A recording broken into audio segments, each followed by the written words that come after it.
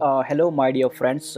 Today we are going to discuss about the new product development process and PLC and different strategies at different stages of PLC. Hopefully, the next part, that is product life cycle and the strategies, we are going to discuss in the next class.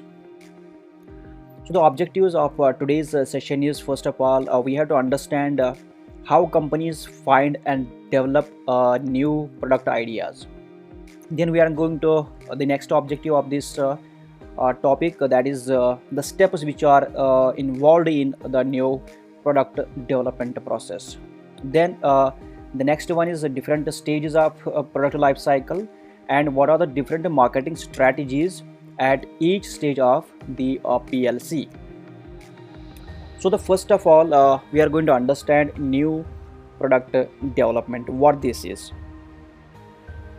If we see, like, one of the major challenges in marketing planning is to develop ideas for new products and to launch them successfully. This is again one biggest challenge for any organization. The company will have to find a replacement for its products that have entered the decline stage of its product life cycle.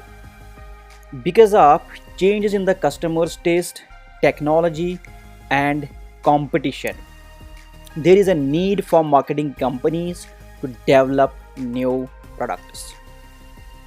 For example, the old radio became obsolete and transistors were developed. Then came tape recorders, two in ones, and Walkman.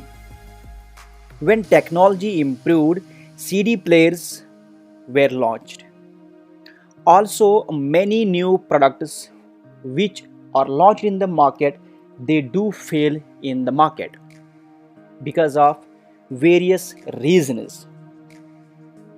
Customers, they always want new products, and rivalries will do their best to supply them unless the company acts fast. So when we talk of this new product development, it would be about the development of original products, product improvement, it can be product modification, and new brands through the firm's own research and development efforts. If we talk of this NPD, it is a growth strategy because of the heavy role that marketing plays in finding, developing, and launching successful new products. New products here, they can be original products, there can be like product improvement, there can be product modifications, that is the modification of the existing product, or the new brands, that's what is there in the slide. A key factor in effective new product development process is to establish workable organizational culture. Companies handle this through the product managers, new product managers, new product committees, and new product departments.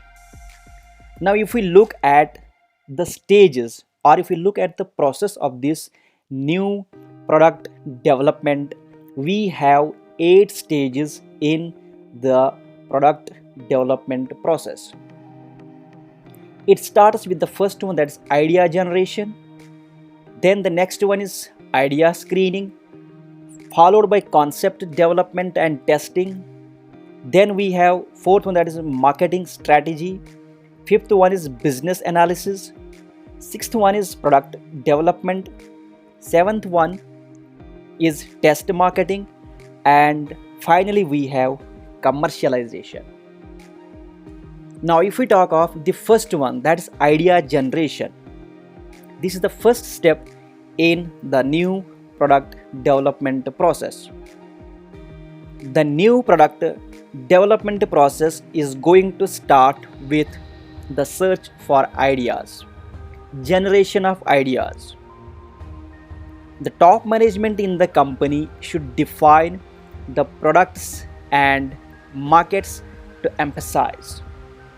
It should state the new product objectives, whether it is high cash flow, market share domination, etc. It should state how much effort should be devoted to developing original products, modifying existing products, and imitating competitors' product. Now, if we talk of this idea generation, that is the new idea generation, this can be derived from two sources. The one is the internal source and the other one is external source. If we talk about the internal idea source, it is the research and development department of the company, where the company spends a lot of money in generating new ideas about products. Then we have the external idea sources, and the source of external ideas are customers, they are the scientists, they are the competitors, they are the distributors, they are the suppliers, they are the company's salesperson, dealers, etc. This is the first step or first stage of idea generation. After the first stage, we are moving towards the next stage, that is idea screening. This is the second stage in the product development strategy. In the first stage, we have got lot many ideas, and in this stage we are going to reduce them. So the number of ideas can be reduced by screening. In this stage, the company must avoid the drop error. What does that mean, drop error? That is permitting a poor idea to move into development and commercialization, or we can say dropping a good idea. So the screening of ideas should take place carefully. So what is the purpose of this stage here is to spot and drop poor ideas as early as possible. In this stage, idea rating is done by describing the product, the target market, and competition, and making some rough guesses as to market size, product price, development time and costs, manufacturing costs, and rate of return. Even if the idea looks good sometimes, the question arises, is it appropriate for that particular company? Is it going to meet the company's objectives, strategies, and resources? And hence, all those ideas that do not satisfy one or more of the questions must be dropped at this stage. Then we have the third stage in the product development process, that is concept development and testing. Surviving ideas here must now be developed into product concepts. A product idea is an idea for a possible product that the company can see itself offering to the market. A product concept is an elaborated version of the idea which is expressed in meaningful consumer terms. For example, producing a powder to add to milk to increase its nutritional level and taste is a product idea. Who is to use the product? This is the question. What primary benefit can be built into this product? What is the primary occasion for this drink? By asking such questions, the company can form several product concepts like an instant breakfast drink for adults or tasty snack drink for children, a health supplement for elders. So here we have to understand that consumers evaluate ideas in concept tests. This is very important. So each concept requires concept positioning so that its real competition would be understood when compared to existing brands or substitutes. The concepts have to be tested with an appropriate groups of target consumers. The concepts may be presented symbolically or physically. The consumers are asked to react to each concept with some standard questions. The consumers will help the company determine which concept has the strongest appeal at this stage, which is the concept development and testing. This is the third stage in the new product development strategy. Then moving to the next one, that is marketing strategy development. Here the new product manager will have to develop a preliminary marketing strategy statement for introducing new product into the market. This will be refined to subsequent stages. The marketing strategy statement consists of three parts. The first part describes the size, structure, and behavior of the target market, the planned product positioning, the sales, market share, and profit goals sought in the first year.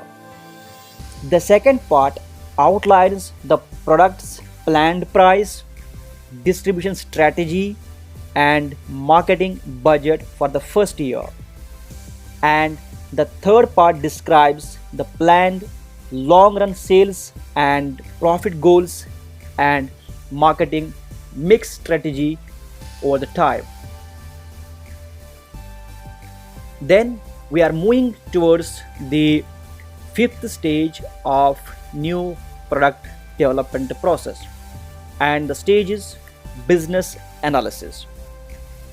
So here what the company is going to do, they are going to evaluate the business attractiveness of the proposal. The management must review the sales, they must review the costs and profit projections to determine whether they satisfy the company's objectives or not. If they do, the product concept can move to the next stage, which is the product development stage. As new information comes in, there will be further revision of the business analysis. The management here, they need to estimate whether sales will be high enough to return a satisfactory profit to the firm, and this is done by estimating first time sales, then replacement sales, and then the repeat sales.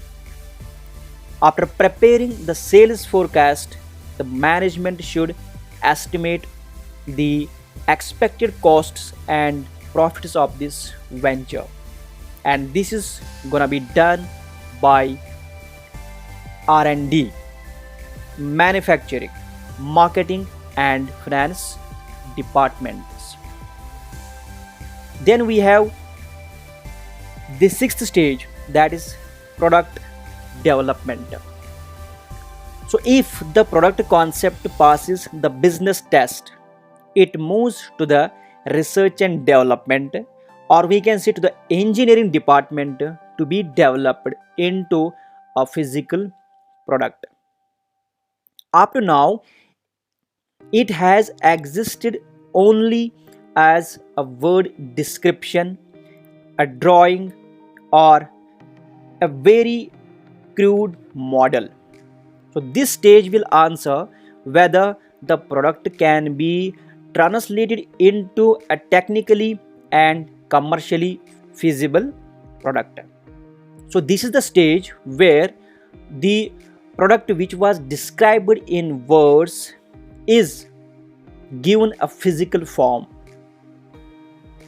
So in this stage, the R&D department will develop one or more physical versions of the product concept. It hopes to find a prototype that satisfies some of the criterias. Then we are moving to the seventh stage, that is test marketing. So after the management is satisfied with the product's functional performance, the product is ready to be dressed up with a brand name, packaging, and a preliminary marketing program to be tested in more authentic consumer setting. The purpose of test marketing here is to learn how consumers and dealers react to handling, using, and repurchasing the actual product, and how large the market will be of that product. So for test marketing consumer goods, the methodology here involves sales wave research, simulated store technique, controlled test marketing, and test markets. And we have different methods of test marketing, which are standard test markets, then controlled test markets, and then simulated test markets. And then we are going to the eighth stage of the new product development, that is commercialization. When you talk of the test marketing, that presumably gives the management enough information to make a final decision whether to launch the new product or not.